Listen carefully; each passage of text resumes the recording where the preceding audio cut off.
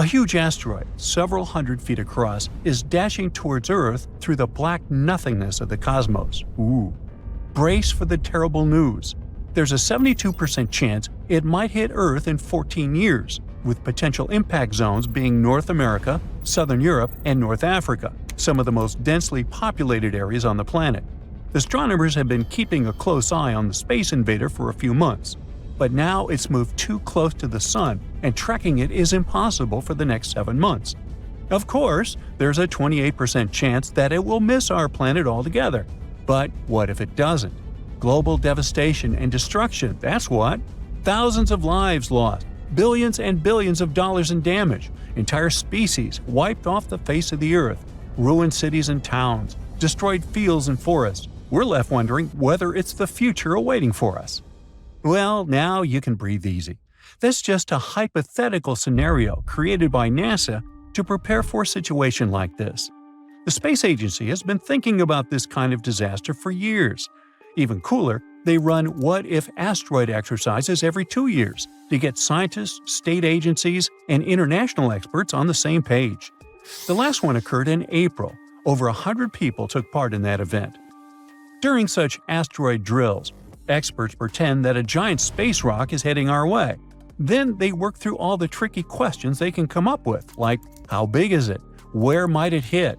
What should we do? It's like a massive brainstorming session to make sure that if it ever happens, we won't have to start from scratch. To make these scenarios feel as real as possible, NASA's Center for Near-Earth Object Studies gets involved. These are folks who track real asteroids and calculate their orbits. So they simulate months of asteroid observations, complete with uncertainties about its size, trajectory, and potential impact zones.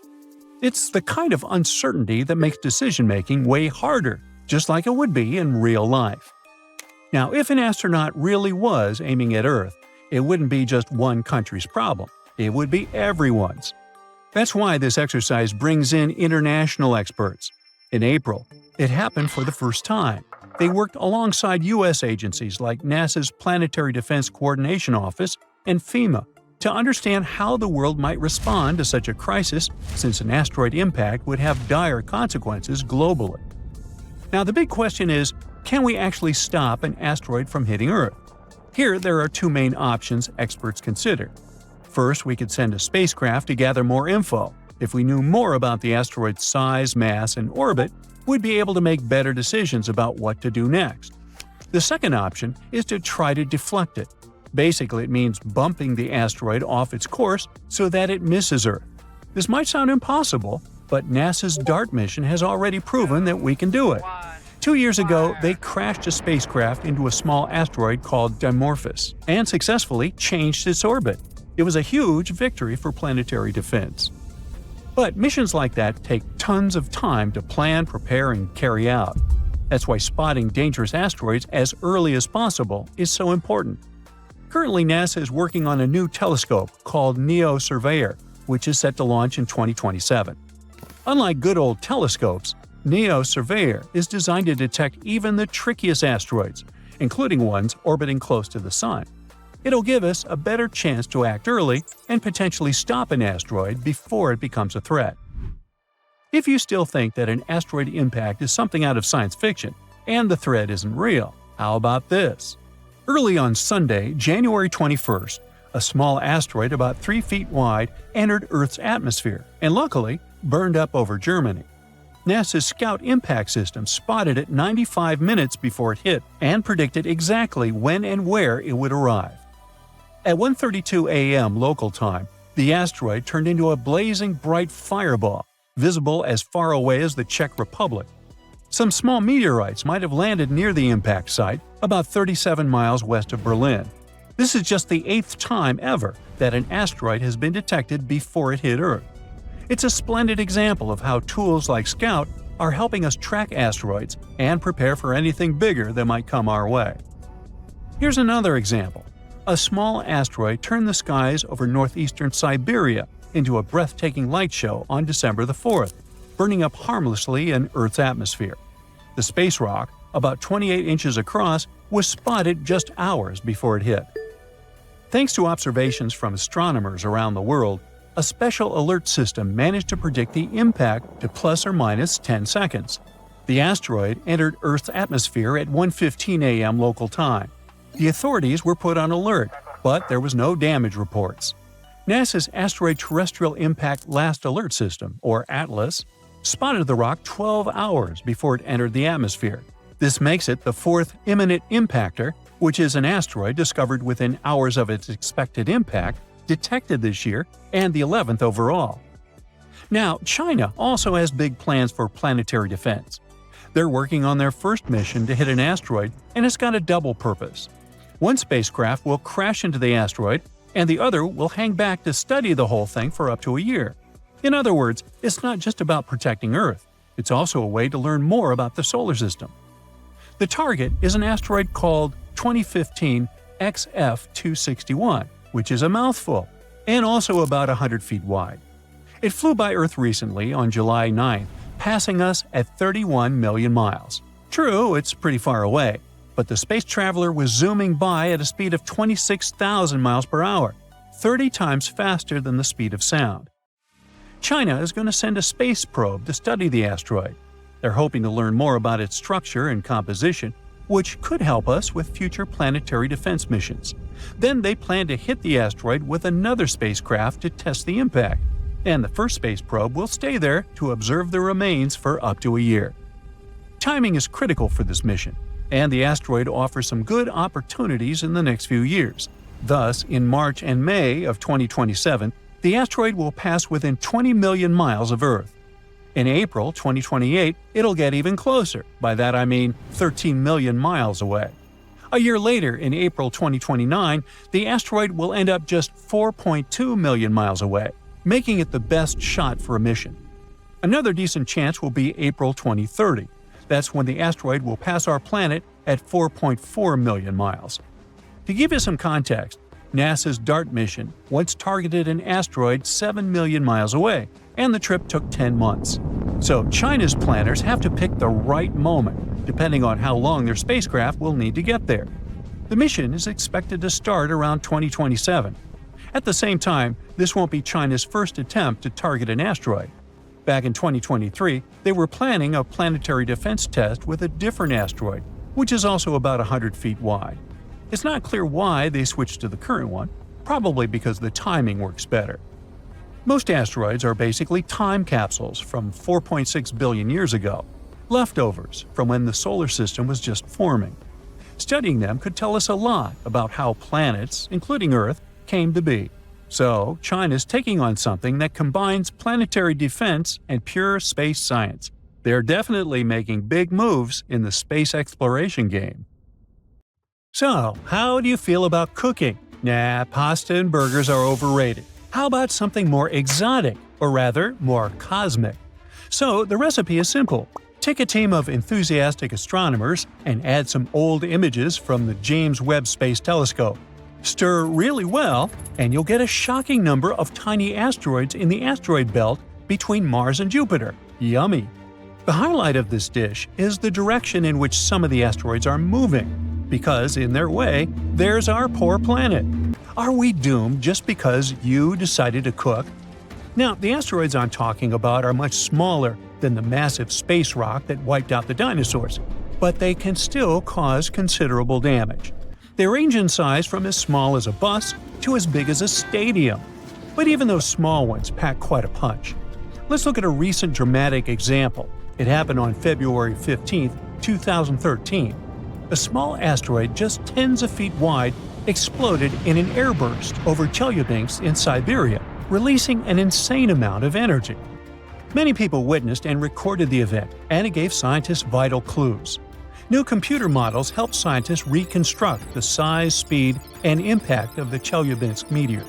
It was likely an asteroid, about the size of a 5-story building, exploding from 15 to 18 miles above Earth's surface with an enormous, incomparable force.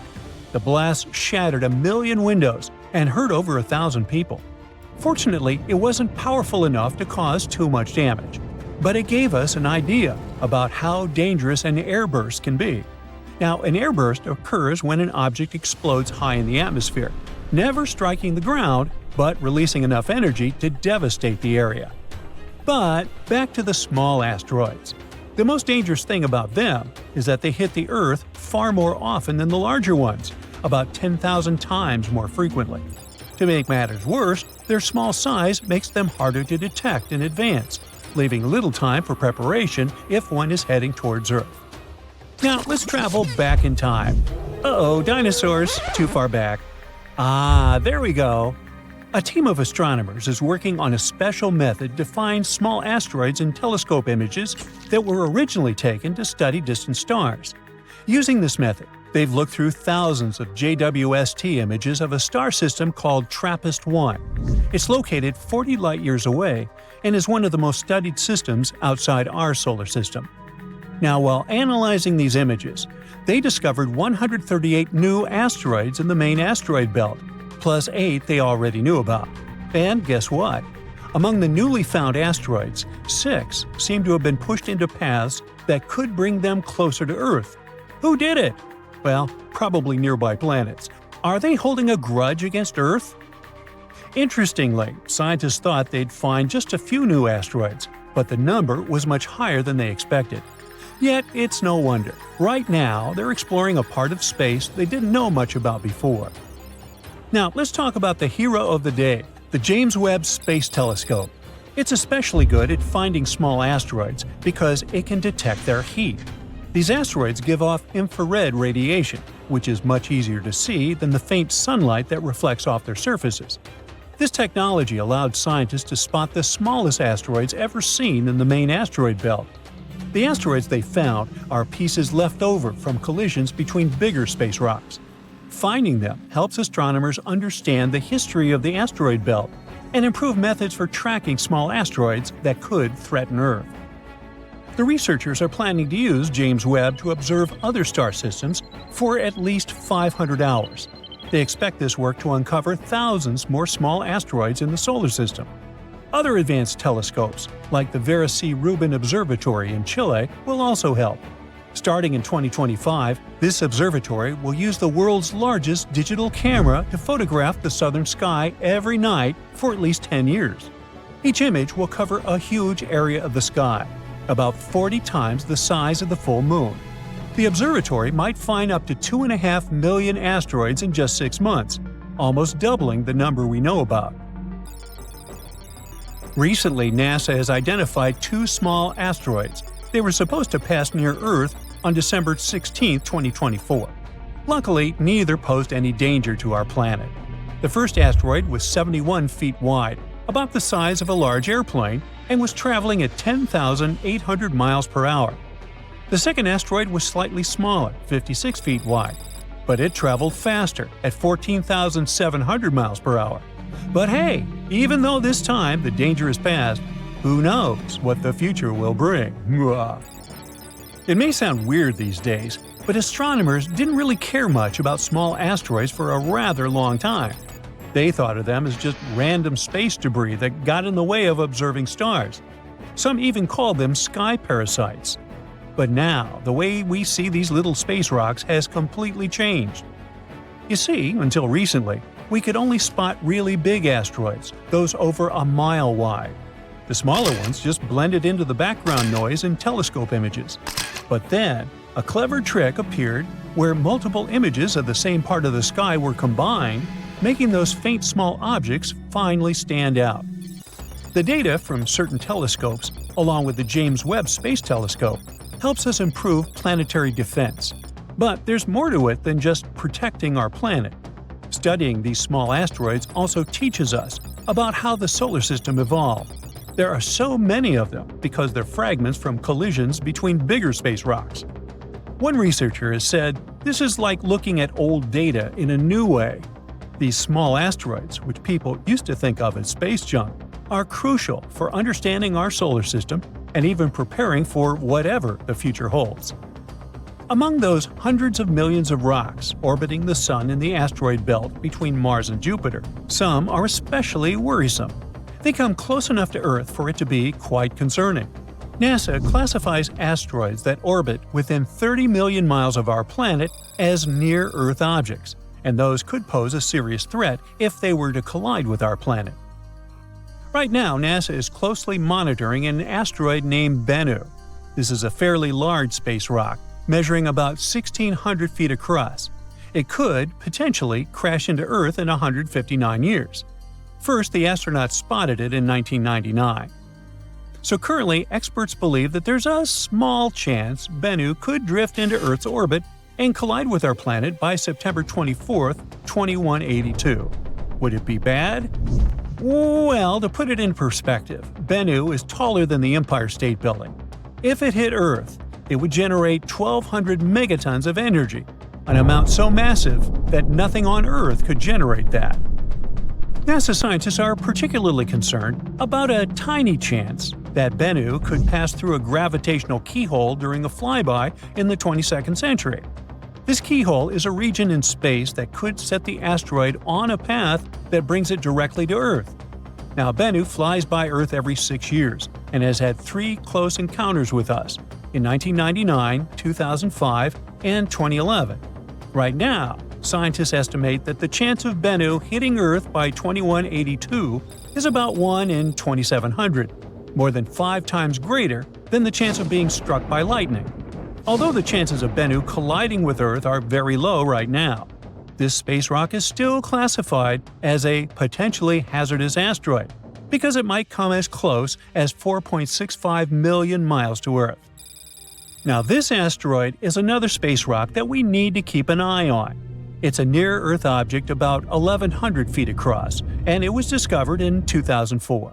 Initially, it was considered one of the most dangerous asteroids ever detected. Apokos quickly gained attention because experts believed it could pose a serious threat to Earth because of its close approach to our planet in 2029. However, after further study of its orbit, astronomers determined that there was no risk of a collision for at least a century. Well, we can all breathe easier now, can't we?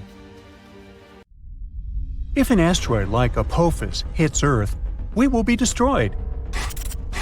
Massive earthquakes will strike, and tsunamis will flood everything. Apokos is a billion-year-old celestial body that has been in the solar system since its inception. So you might be thinking, well, how likely is it that this giant space stone will collide with our planet in 2029? Well, let's find out, shall we? Apokos is a big, bad asteroid discovered in 2004 by the Kitt Peak National Observatory in Arizona. Since then, it has proudly held the title of one of the most dangerous asteroids ever located. It's around 1,100 feet wide, which is a bit bigger than the Empire State Building and the Eiffel Tower. Because of how scary it was named Apokos, like the Egyptian immortal creature that was considered to bring eternal darkness and destruction to Earth. Oh boy. In 2021, researchers had a once-in-a-lifetime opportunity to study this floating rock when it passed near our planet, and we'll come back to that in a minute. Now, some scientists say that there is a small chance of Apokos hitting the Earth on Friday, April 13, 2029. The Yarkovsky effect is to blame for this, since it can slightly nudge this space rock towards Earth. This effect originates from the uneven emission of thermal photons from a rotating celestial object, resulting in a fascinating force exerted upon it in space. These emitted photons possess momentum and play a pivotal role in shaping the dynamics of the body.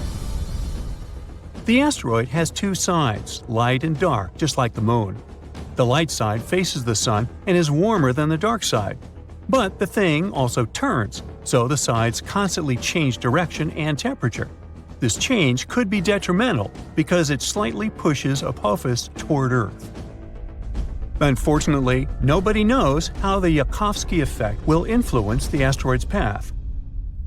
On the other hand, on the asteroid's last flyby of Earth in 2021, astronomers used radar to take accurate measurements of its trajectory and confidently concluded Apokos will safely miss Earth in 2029 by about 20,000 miles and won't bother us again for at least 100 years.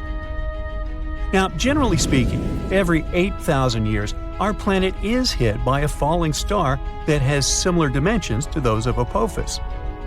The last time we were hit by a slightly smaller meteor was in 2013. A new spacecraft developed by NASA called the Osiris Rex was launched in 2016 to collect samples from another slightly less terrifying celestial body called Bennu. 4 years later, it finally arrived at the thing, got some samples, quickly said goodbye to Bennu, and started traveling back towards Earth. The samples were safely stored in a capsule dropped in Utah. So far, this has been the most significant sample ever taken from an asteroid. After the delivery, the spacecraft didn't waste any time and started chasing Apokos.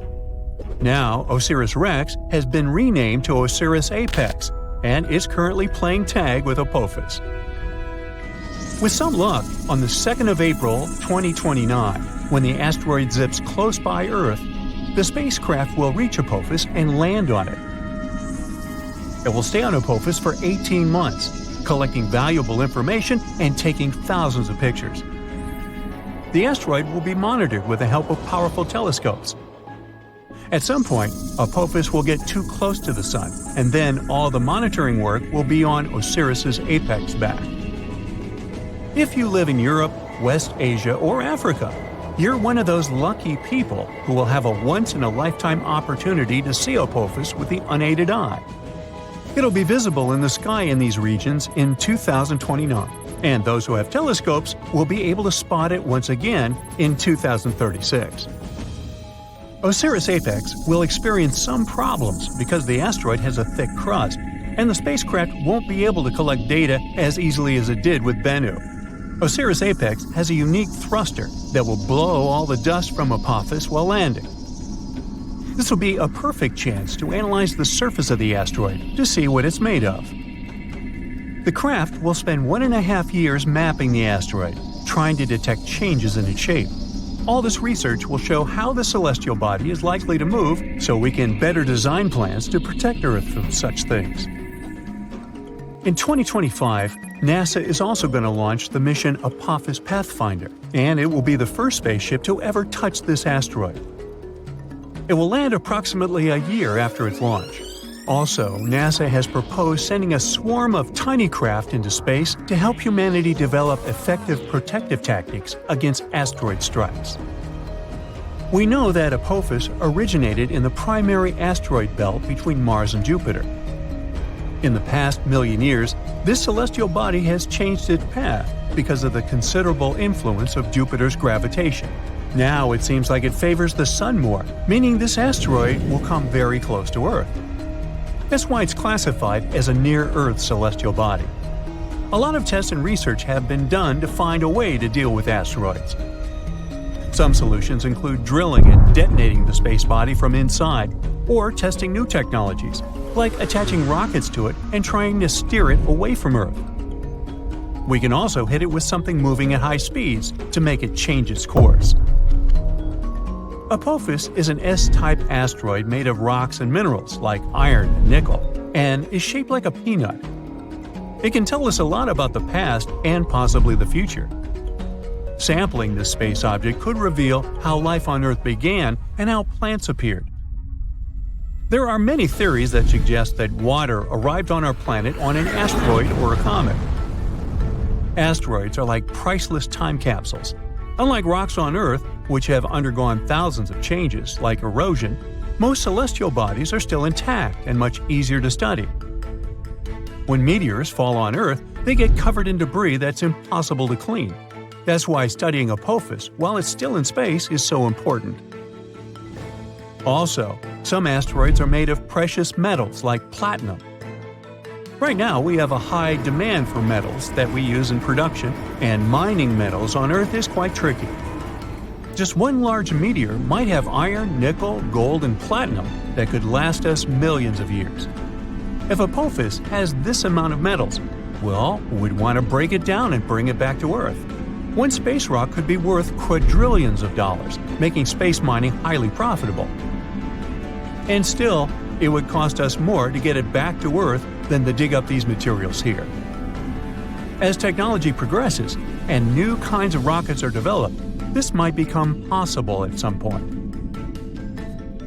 So, even though we're safe for the next 100 years from Apokos, you probably still want to see what would happen if something like it did impact. Come on, sure you do. Well, first let me tell you, you'll hear the sound of the collision and know what's happened even if you're miles away. You should leave your house or apartment immediately. Shortly after the impact, massive earthquakes will strike, and many tall buildings will fall. So, staying away from cities might be your best option if you have a choice. But don't escape by car. There will be massive traffic jams, and everyone will panic. Going on foot or by bike is your best option in this scenario. A prime way of transportation will be traveling by plane, so if you've always wanted to get that pilot license, now you've got a good excuse. If you have time, take along extra snacks and water, and an extra pair of socks. It's nice to live by the ocean or the sea, but in this scenario, it's the worst place to be, because giant tsunami waves will hit coastlines after the impact. If you live far away from the impact area, the tsunami might take 30 hours to arrive. You'll have a bit of time to prepare.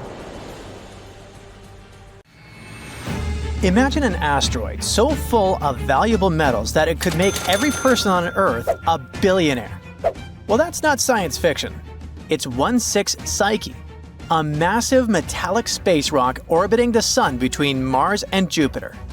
It isn't just extraordinary because of its value, estimated at $10 quintillion. That's a figure that dwarfs the global economy many times over. It also has clues about the formation of planets, especially the rocky worlds like Earth. In October 2023, NASA launched the Psyche spacecraft.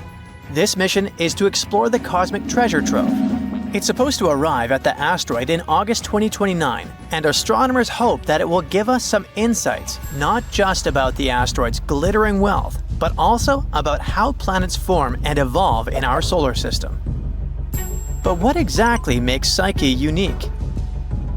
First discovered in 1852 by an Italian astronomer, it was the 16th asteroid people identified, hence its name. It stands out among the millions of space rocks in the asteroid belt for one main reason: its metallic composition. While most asteroids are rocky or icy, Psyche seems to be made primarily of iron, nickel, and possibly even gold and other rare metals. At about 173 miles wide, it isn't the largest asteroid. It's easily dwarfed by others like Ceres. But its size is still impressive. After all, its surface area is 64,000 square miles, like that of the state of Florida. Astronomers think that between 30 and 60% of the asteroid's surface might consist of precious metals. They also think that this space rock might be the exposed core of a planetesimal. A planetesimal is basically a protoplanet, a large space body in orbit around a star, developing into a planet. And this planetesimal could have grown into a full-fledged planet if it hadn't been destroyed in some catastrophic collision billions of years ago. If this theory is correct, Psyche can give us a unique glimpse into what lies deep within terrestrial planets like Earth, where planetary cores are hidden thousands of miles beneath thick crusts and mantles. Now, remember that spacecraft that went to explore the asteroid? After embarking on its ambitious mission, the Psyche Probe will travel a mind-boggling 2.2 billion miles to reach its goal. This journey will take nearly 6 years. On its way to the asteroid, the spacecraft will pass by Mars in May 2026 and use the red planet's gravity to slingshot itself deeper into space. This maneuver is called a gravity assist, and it will boost the velocity of the probe and refine its trajectory toward the asteroid. By the time it reaches its goal in August 2029, the spacecraft will be set to orbit the asteroid for at least 26 months. During this time, it will analyze its surface, figure out its composition, and attempt to unravel its history. The probe is equipped with some pretty cool tools.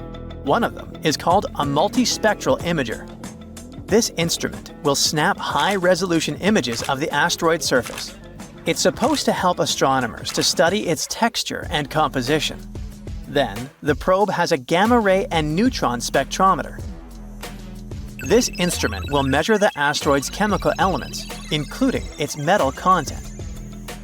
A magnetometer will detect a magnetic field, if any, which could confirm Psyche's origin as a planetary core. And finally, an X-band radio system will help determine the asteroid's gravity field, which can offer insights into the asteroid's internal structure. NASA isn't sending the spacecraft to assess the value of the space rock as a mining target. Well, at least not yet.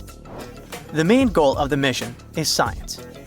Researchers hope to answer fundamental questions about how planets form and evolve. And this asteroid could help us understand what happens when molten material solidifies into a core. Another question we need to answer to is, why did it fail to become a planet? And understanding the history of the asteroid might shed light on why some celestial bodies grow into planets while others don't. While NASA's mission is purely exploratory, it has also sparked interest from the point of view of asteroid mining. With its estimated worth of $10 quintillion, Psyche could theoretically supply enough raw materials to revolutionize industries on Earth. Mining it is likely to be decades away, if it ever happens altogether, but the idea still sounds amazing. At the same time, if the asteroid's metals were somehow brought to Earth, their abundance could cause the value of precious metals like gold to plummet, and it would wreak havoc on global markets. Speaking of valuable resources, let's find out how Earth got its own gold, platinum, and other rare metals. These elements, aka highly siderophile elements, have a cosmic origin story, and it's every bit as dramatic as Psyche's. These precious metals were born in violent cosmic events billions of years ago. Many appeared in kilonovae, explosive collisions between neutron stars. These metals were then scattered across space and eventually became part of the gas and dust cloud that formed our solar system. When Earth formed, those metals sank towards its iron-rich core, but not all of them ended up deep inside the planet. Destructive collisions with rogue protoplanets like the Mars-sized Theia, which most likely helped to form the Moon, trapped some elements in Earth's mantle. Recent computer models have explained how this happened. After each major collision, Earth's surface temporarily became a magma ocean, a molten layer of rock. As metals sank through the magma, they reached a partially solid layer that slowed their descent, keeping them in the mantle instead of the core. These metals then moved closer to the surface under the influence of thermal convection. That's what made them accessible for mining billions of years later. While Psyche's metals are all over the news, space has more to offer than just gold and iron. Scientists have discovered, or rather theorized, the existence of different gemstones scattered across the cosmos, like diamonds. The thing is, diamonds are made of pure carbon, and this element is abundant in the universe. On Earth, diamonds form deep in the mantle under high pressure and temperature. In space, conditions for diamond formation can occur in surprising places. For example, nanodiamonds, which are really tiny diamonds, have been found in meteorites. Sometimes they contain gases that give us clues about the early solar system. Scientists believe that it might rain diamonds on our ice giants, Neptune and Uranus. There, high pressures compress carbon into crystalline form. Researchers have also predicted that exoplanets in other solar systems could have gemstones like rubies and sapphires, depending on their size and proximity to their stars. Even Earth's moon had its own share of cosmic minerals. Scientists have found some traces of cubic zirconia in lunar rocks. So space might hold even more treasures than we've imagined. But let's get back to the Psyche mission. It might not only reveal the whole potential of space resources, but also underline the issues we could face while dealing with them. For example, mining an asteroid would require the usage of autonomous robots, machines capable of operating in harsh space environments. Plus, we would need efficient transport systems to bring materials back to Earth or process them in orbit. We would need to make sure that mining activities wouldn't damage ecosystems or space environments. There are also legal and ethical issues, like the Outer Space Treaty of 1967. It prohibits any nation from claiming sovereignty over celestial bodies. But with private companies entering the space race, debates over ownership and resource sharing are heating up. And finally, bringing such amounts of metals to Earth could destabilize global markets. So, experts suggest that space resources might be better used in space, for building habitats, satellites, and spacecraft. But no matter whether we ever mine 16 Psyche or not, its exploration will teach us more about the early solar system and the processes that shaped our planet. As of December 1st, 2024, the probe is heading for the asteroid, following the orbit around the Sun. Its journey promises not only to deepen our knowledge of the universe, but also to redefine what's possible for humanity as we reach for the stars. So, theoretically, humans can survive an asteroid that has the potential to destroy entire planets. It won't be a walk in the park, though. Let's go back in time to 66 million years ago, in the late Cretaceous period. The Earth, before humans, where dinosaurs are thriving. The plants and animals are rich and diverse. You'd see a T-Rex chasing a Triceratops, or the massive Alamosaurus, one of the biggest animals to ever roam the planet, towering over the landscape. In Texas, they remember the Alamosaurus. And watch out for the Ankylosaurus, a living tank swinging its tail like a wrecking ball at any threat. As you're about to enjoy a quiet evening under the stars, a bright new light appears in the sky of the northern hemisphere. Now, a new star in the sky doesn't really stand out at first, it's just twinkling like the rest. But give it a few hours and you'll notice it's getting brighter. Check again the next night and boom, it's the brightest thing in the sky, outshining planets and even the moon. Then finally, it horrifyingly outshines the sun. The star was the Chicxulub asteroid, which left a gigantic crater now called Chicxulub Crater in Mexico's Yucatan Peninsula. The asteroid enters the Earth's atmosphere at a blistering 12.5 miles per second.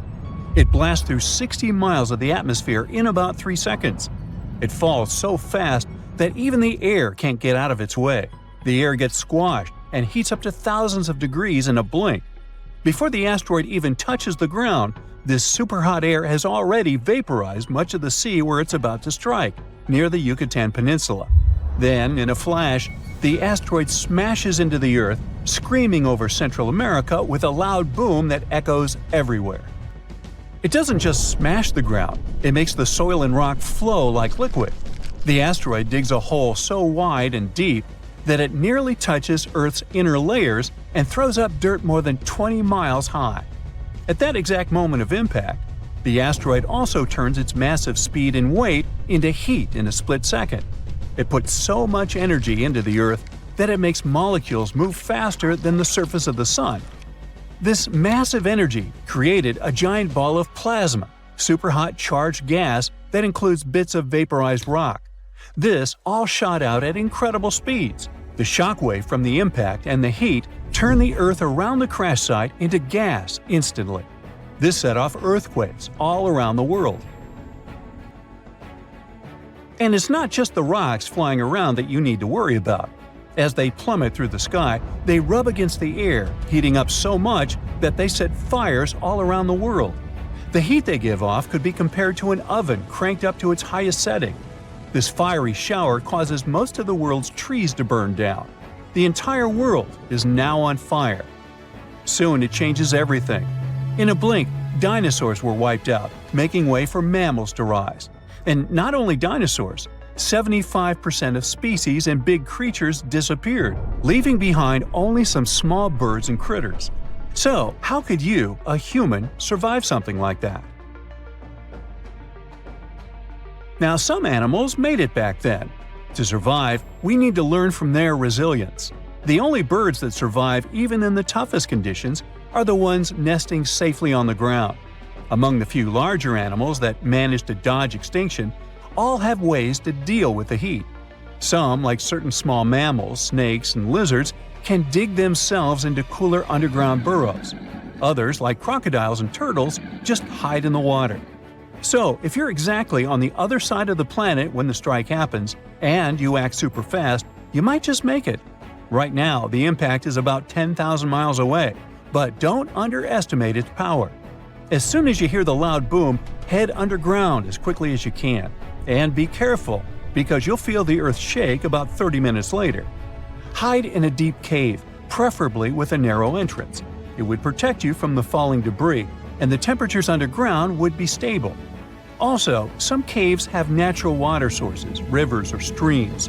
You might also prepare for the not-so-great diet of insects, fungi, or poor small animals that also seek refuge in the cave system. But it's better than nothing. You also need to be extremely far away from any large bodies of water. Being near the ocean might seem like a safe bet during a massive asteroid impact because the sea can buffer extreme temperature changes. But the earthquakes trigger terrifying tsunamis, even in lakes or fjords. The asteroid's crash sets off not just one tsunami, but many, and they're as tall as skyscrapers.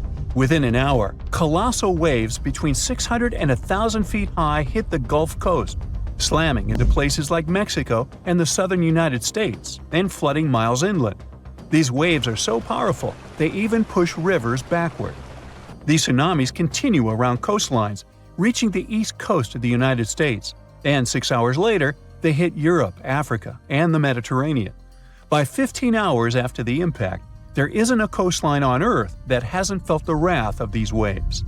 Well, let's say you survived the initial impact somewhere deep underground, but your troubles have only begun. The Chicxulub asteroid strikes a region loaded with sulfur. This sends 100 billion tons of sulfur and an enormous amount of water into the sky. The water vapor forms massive storm clouds. They start to rain acid. In colder places, huge snowstorms bury the land under feet of snow each day. The impact also vaporizes massive amounts of oil, throwing up 150 football stadiums worth of it into the air. This oil turns into a thick black soot in the stratosphere. It coats the Earth like black paint. And even when the acid rain calms down, this carbon stays up above the clouds and doesn't wash away. This sooty layer blocks out 90% of sunlight, plunging the Earth into a cold darkness that lasts for at least 3 years. The world cools down by about 50 degrees on average. Now, when you finally leave your deep cave, you must look for places where you won't freeze. The only spots spared from the frost are tropical islands like Madagascar, India, which was an island back then, and Indonesia. These places have surviving plants and animals, and they even continue to get fresh water, unlike most of the world. Everything else in the world looks like a huge nuclear wasteland. These tropical islands are safe spots during an asteroid apocalypse, but don't think of them as paradise. These places still only get about 10% of their usual sunlight and barely enough rain to avoid turning into deserts.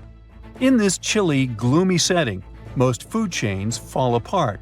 If you want to survive, you'll need to bring lots of extra food with you, for the next 6 years at least. Now, some things are lucky enough to survive. Fossils tell us that freshwater ecosystems did well, so staying close to a river or estuary might be your best shot at finding food. You could come across turtles, crocodiles, and some fish. Animals like clams, snails, and small crustaceans that live in the sediment also manage to hang on. And while a bit warmer than everything else, these places are no walk in the park. You'd need to pack warm clothes to have any chance of survival. Now, if we add all this together, the best spot for surviving the Chicxulub asteroid would be Indonesia. It's a mountainous, tropical country that consists of several islands. There, you'll find bearable temperatures, a bit of rainwater, and a deep cave for shelter. This could protect you from the falling tektites, the intense heat, and even help you find something to eat in the rivers and lakes. But if you stumble upon any shrew-like creatures while scavenging for food, time traveler, please let them be. It's not clear how many survived the Chicxulub impact, and eating one could have unforeseen effects on the future of humanity. Like, don't eat your great-great-great-great-great-great-grandfather, right? Asteroids are a serious, very real danger. Some of them are big enough to cause a lot of trouble if they collide with Earth.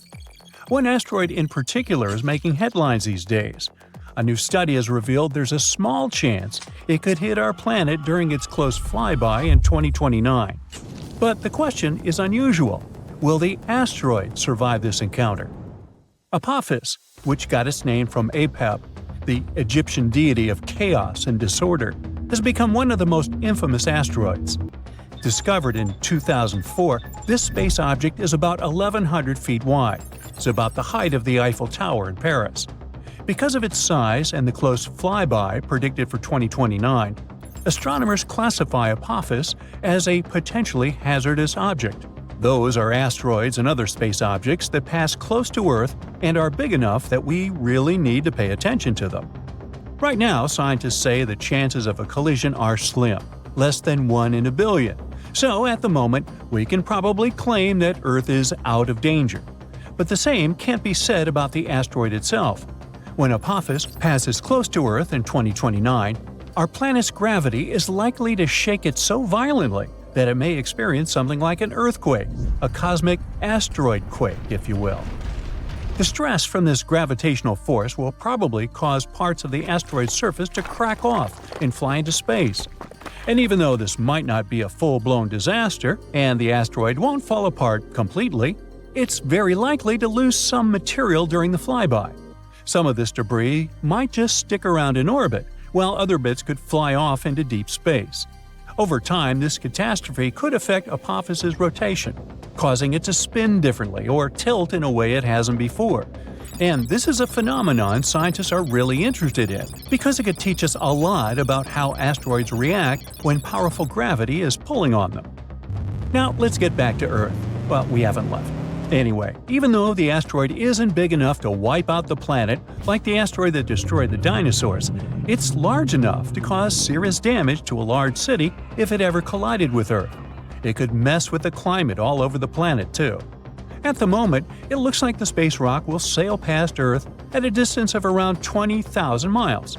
It's still worryingly close, but far enough to avoid a collision. To put it in perspective, that's less than a tenth of the distance between Earth and the Moon. So while Apophis likely won't hit us, this flyby could still cause problems for some of the satellites orbiting Earth. They will be much closer to Apophis than we are. The key point is that we can't rule out a risk of a collision in a few more years.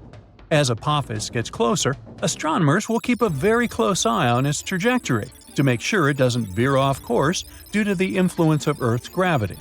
In fact, this gravitational pull could actually cause some serious changes to the asteroid itself. Now, even though Apophis is not likely to cause a global disaster if it were to hit Earth, the consequences would still be pretty severe. The impact could destroy an entire city, and the resulting climate changes could mess with food production for years. It wouldn't be an extinction-level event, but it would still be a huge deal. Now, Apophis is not the only asteroid we need to worry about. Scientists are constantly on the lookout for other asteroids that could potentially cause harm to our planet. Thanks to new technology, astronomers can now track dangerous space rocks from way farther out in space. One cool new method they're using involves studying meteor showers. These showers are actually caused by long-period comets that have been orbiting the Sun for hundreds or even thousands of years.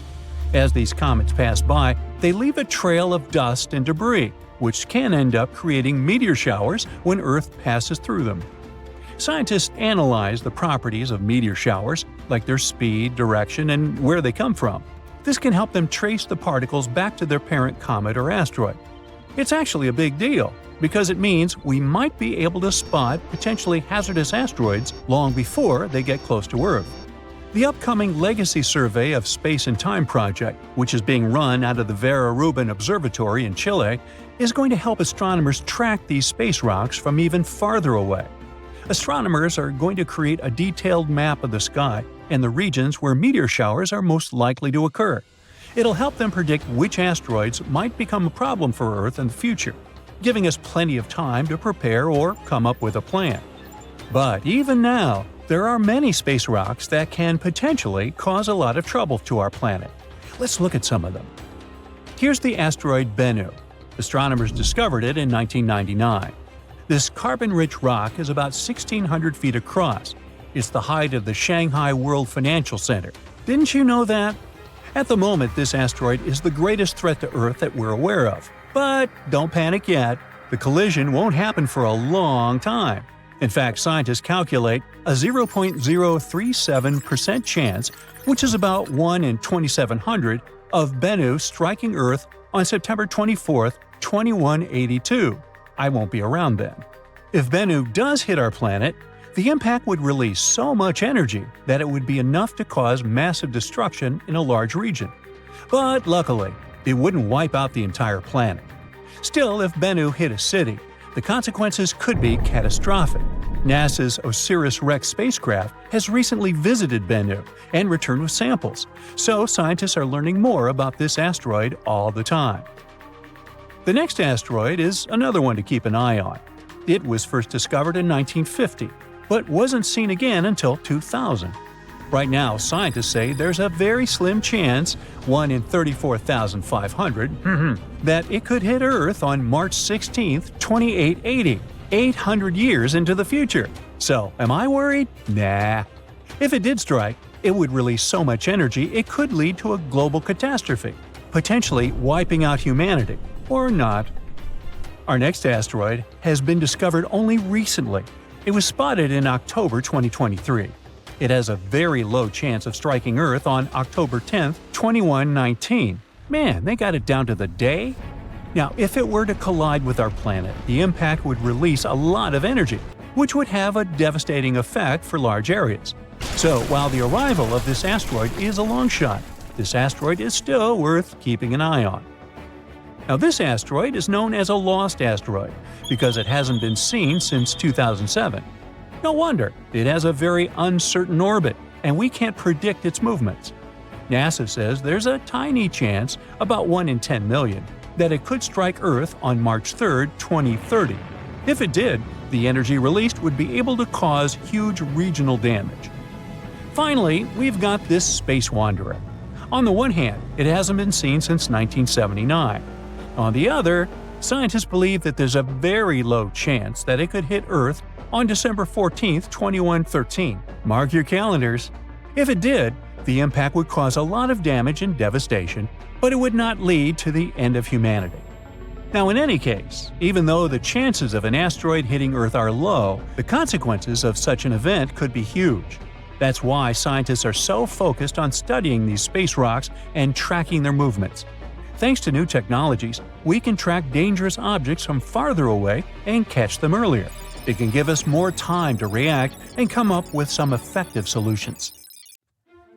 You look up and see a bright orange flash in the sky. A bit later, you hear a boom so loud the window panes around you burst into pieces. And then you see it.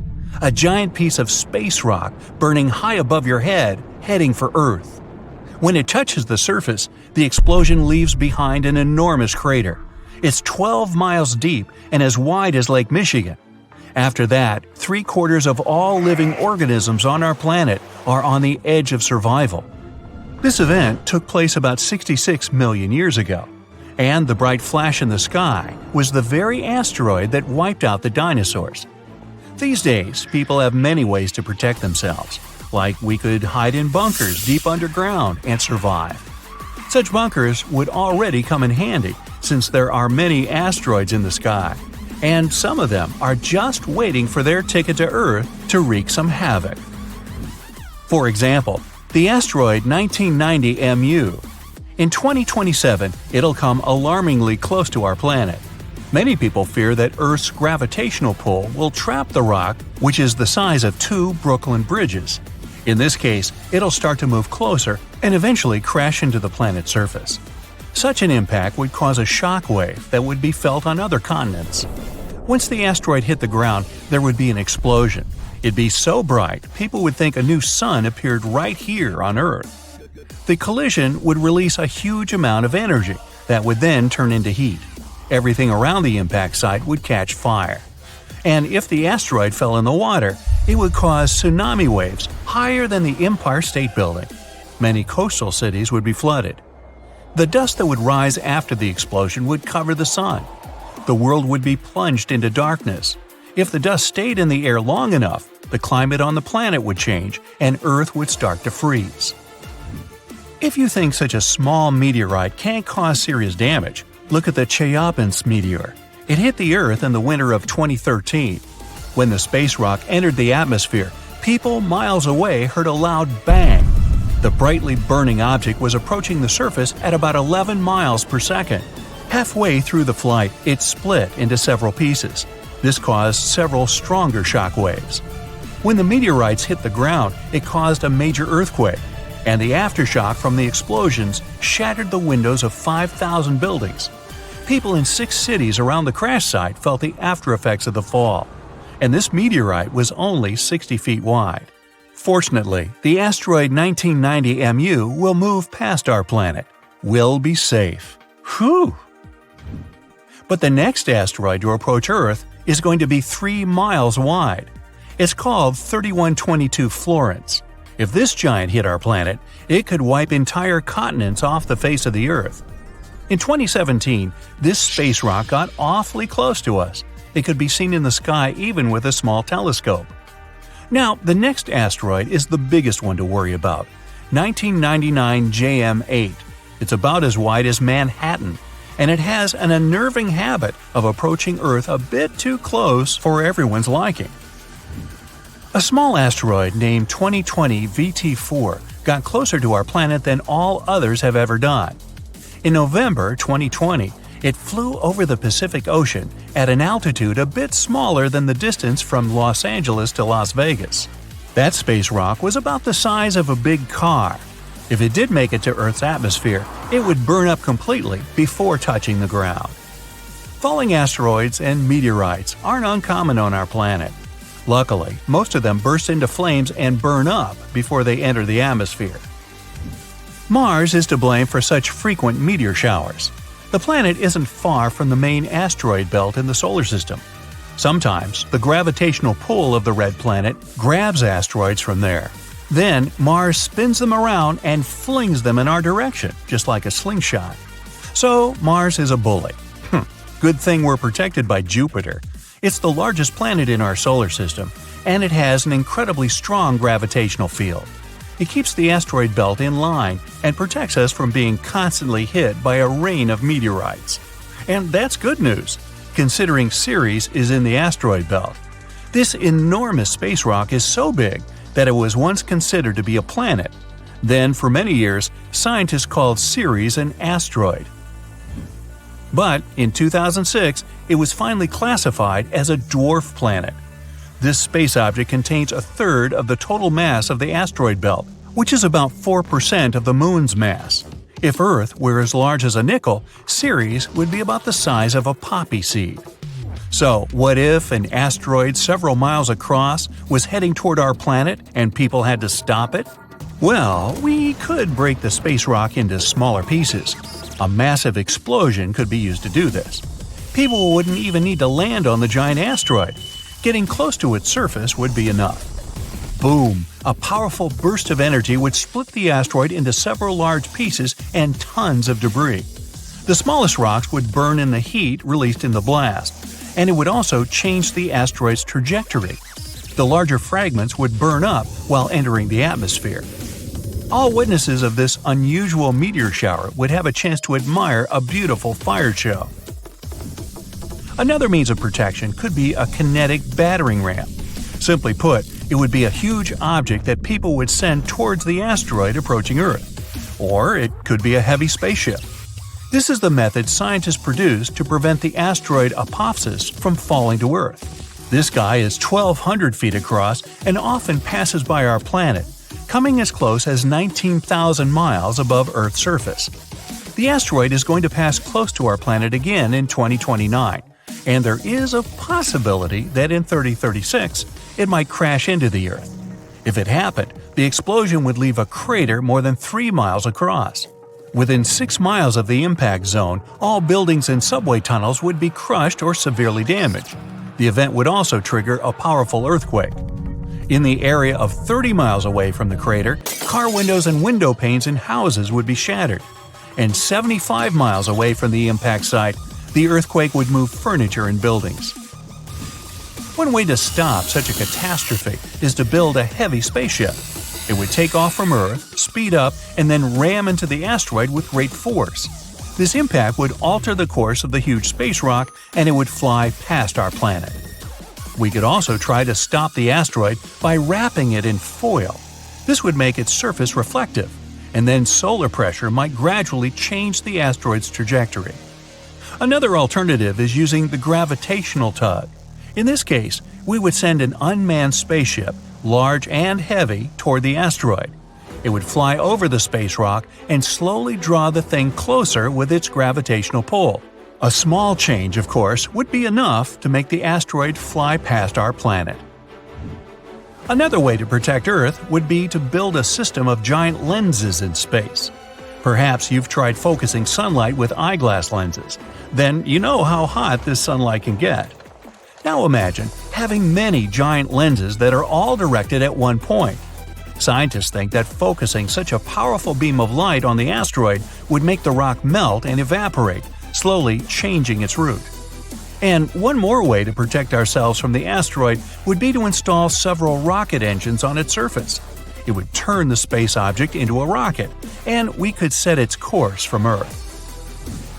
Rogue stars pose a much bigger danger. Like asteroids, they fly through space and can collide with anything in their path. The problem is that they have a gigantic mass, sometimes comparable to our Sun's. Around 70,000 years ago, a duo of rogue stars whooshed past the Sun. It didn't affect Earth, but caused some disturbance on the outskirts of the solar system. This event is likely to happen again someday. The rogue star Gliese 710, about half the mass of our Sun, is moving toward our solar system right now. There's a possibility that it'll begin to grab asteroids from the outer asteroid belt and toss them at us. And then, rare meteor showers you can observe these days will become a regular occurrence. But right now, this rogue star is extremely far from our world, and there's a bigger chance that it'll pass by without affecting our peaceful existence. We're flying past the planets of our solar system. We pass by Mars, Jupiter, Saturn, Uranus, and Neptune. Then we move through dark space beyond the edge of our world. We've reached our destination. It's the Oort cloud. It's a hypothetical region around the solar system that holds tons of asteroids and blocks of ice. It's likely to be where the largest comet in human history was born. And now, it's heading toward the Sun. Bernardinelli Bernstein was discovered totally by accident during the Dark Energy Survey. Our telescopes were pointed at distant space. Their main goal was to learn more about how the universe was expanding. Astronomers also wanted to make a more detailed map of the observable universe. Scientists analyzed over 80,000 images and found a moving object. It was alarmingly close to our home planet. Its size was an impressive 62 miles. That's about the width of Lake Michigan. It was an already active comet with a long tail. Usually, comets get a tail when they come close to the Sun. The heat from the star warms the comet's surface, and light materials, like ice, begin to evaporate. This forms a cloud of steam and dust that stretches far beyond the comet. But Bernardinelli Bernstein is too far away from the Sun to start heating up. This means that its surface has a different composition. It might be solid carbon monoxide. This increases the luminosity of the comet. That's why it can be observed with telescopes on Earth. We can compare Bernardinelli Bernstein to the largest meteorite to ever fall on Earth. About 66 million years ago, our planet was hit by a meteorite about 6 miles wide. At that time, the blast wave from the collision went around Earth several times. Tsunami waves caused by the impact were taller than the largest skyscrapers, and the energy from the explosion set huge areas on fire. Almost all living creatures, including dinosaurs and ancient fish, ceased to exist. The meteorite left a crater 3 times the size of Manhattan. The place where it fell was rich in sulfur. This substance evaporated because of the abnormal heat and gathered into massive clouds.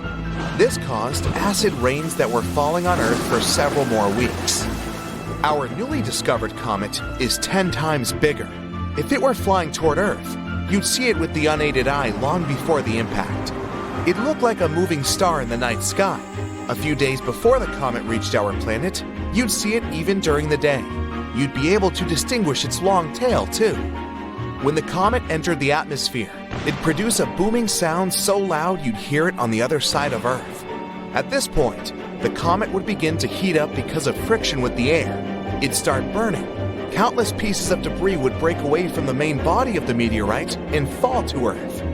As soon as Bernardinelli Bernstein touched the surface of the planet, we'd see a flash so bright it'd outshine the sun.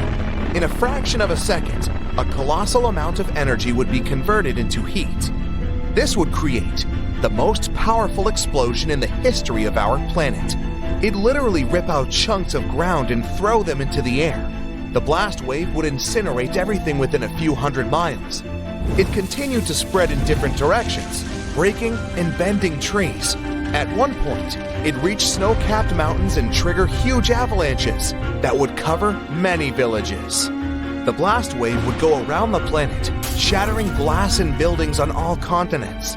Tsunami waves would be so high they would cover entire coastal cities. The most powerful earthquake in history would break the ground and create deep cracks.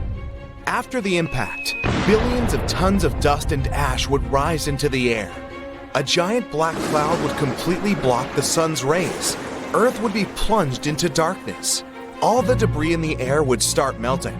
They'd turn into liquid lava and fall back to the surface, causing even more damage.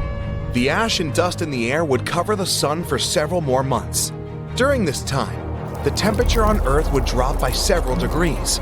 Even if they were hiding in deep shelters and bunkers, people, as well as all other living organisms on the planet, would be unlikely to survive this event. Fortunately, Bernardinelli Bernstein isn't going to approach Earth. Right now, the comet is about 20 astronomical units away from the Sun. That's 20 times the distance from Earth to the Sun. It means the comet will soon cross the orbit of Uranus. In 2031, it'll be 11 astronomical units away from our star. That's just outside Saturn's orbit. This is going to be the closest Bernardinelli Bernstein will approach the Sun. Then it will begin its flight back to the edge of the solar system. But the comet is bound to return again. It'll move away from the Sun and slow down until the star's gravity pulls it back. Then the comet will make another circle around our solar system. But that will take about 3 million years. Right now, we have other meteorites to worry about. For example, 3200 Phaethon. It crosses the orbits of Mars, Earth, Venus, and Mercury. Then it goes around the Sun and comes back. This cycle takes about 523 days. Then it starts over again. This meteorite is considered potentially hazardous because it crosses Earth's orbit at 7.5 Earth-Moon distances. During one of its last approaches to Earth, this 3.6-mile wide block of rock showered our planet with small meteors. Since the asteroid often passes by the Sun, its surface is most likely to look like the dry bottom of a mud swamp. It's covered in scales and cracks. As it flies past Earth, these scales break off and cause meteor showers. But the largest, potentially hazardous asteroid is the 1999 JM8. It's about the size of 77 soccer fields. It passes by Earth at 9 lunar distances. Its closest approach to our planet will happen in August 2137. If such a meteorite were to hit Earth, an entire continent could be wiped out.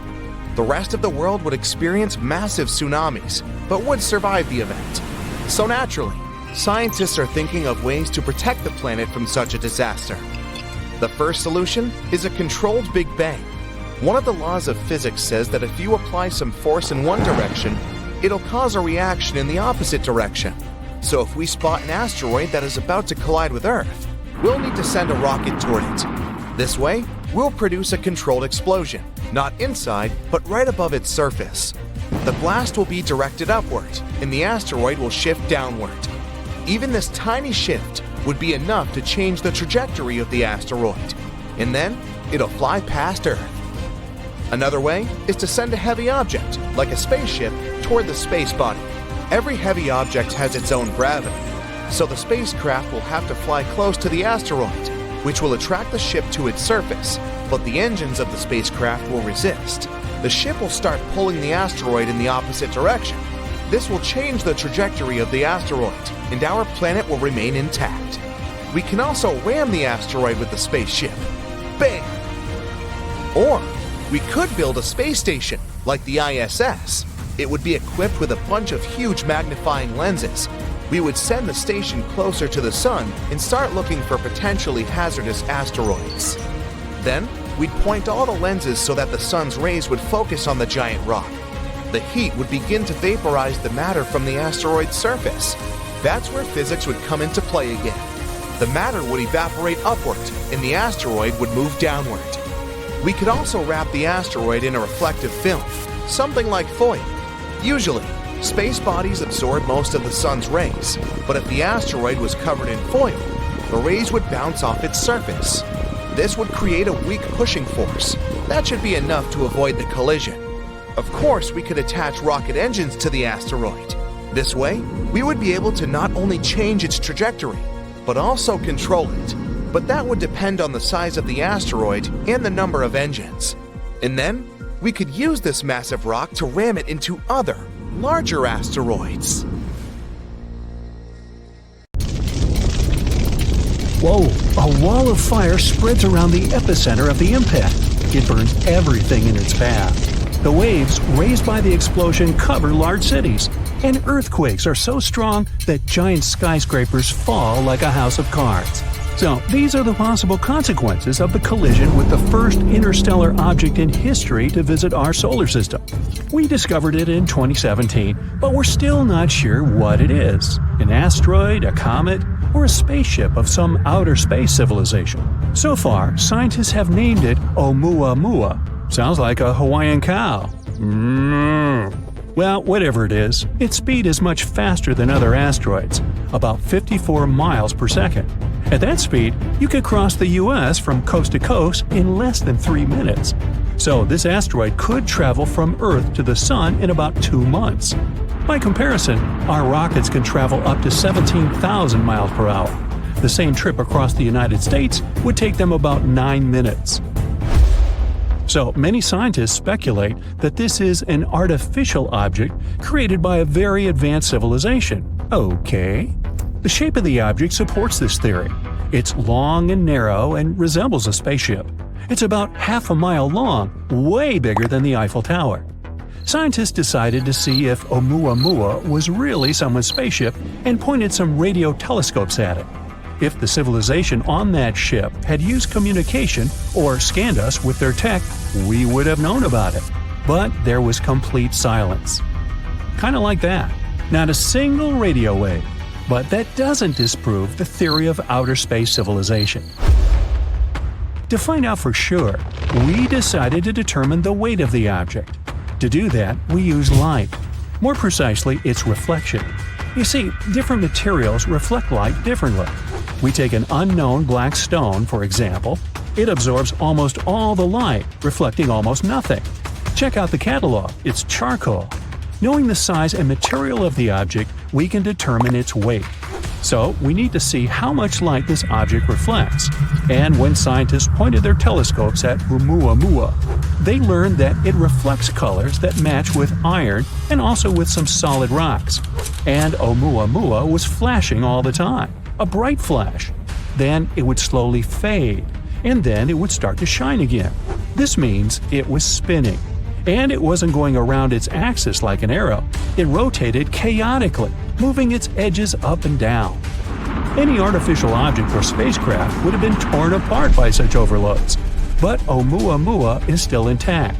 That means it's made of super hard materials that keep it from falling apart. And it's not hollow like a spaceship. It's one solid body. Hey, like me. The astounding speed of this object makes it pretty mysterious.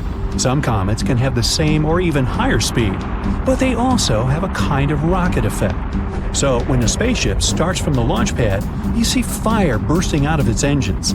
Every second, the rocket mixes fuel with oxygen, ignites them, and ejects them at a tremendous speed. According to the laws of physics, this is like pushing off a wall. The rocket sort of jumps up from the combustion gases it throws down. That's how the rocket creates thrust and accelerates. Comets work on a similar principle. The sun's rays hit the surface of the comet. Light elements like ice start to evaporate. That gas goes one way, the comet goes the other. Just like a rocket, the comet is pushing off the evaporating gas and accelerates. This gas also forms the comet's long tail. It's as if the massive rock is dragging all this gas behind it. I can relate. Or it's like a car pulls air with it when it goes at high speed.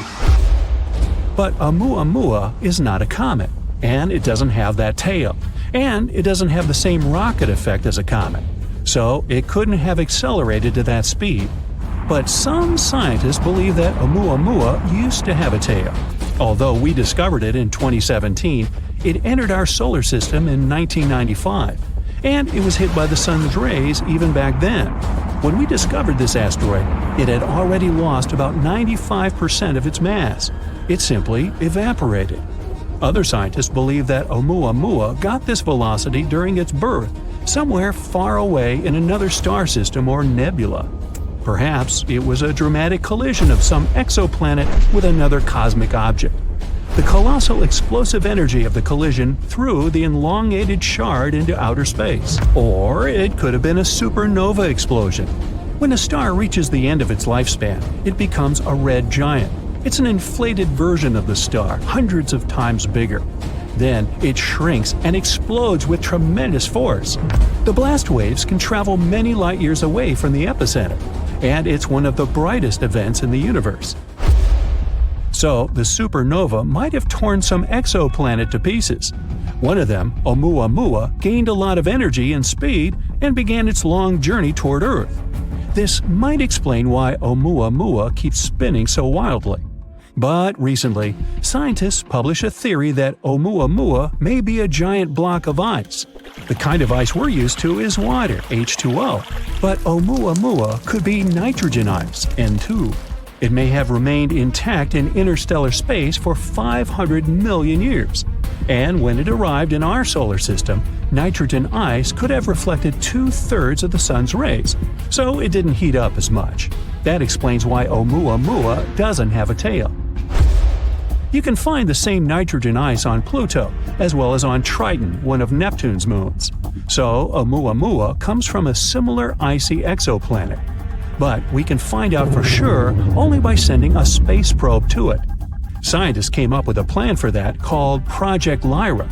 The problem is that Oumuamua is leaving our solar system at tremendous speeds, much faster than our rockets can fly. And we need to catch up with this space rock as quickly as possible before it gets too far away. To do this, we can use a gravity maneuver. First, the space probe makes a flyby of Jupiter. It passes close to it to take advantage of its gravity to accelerate.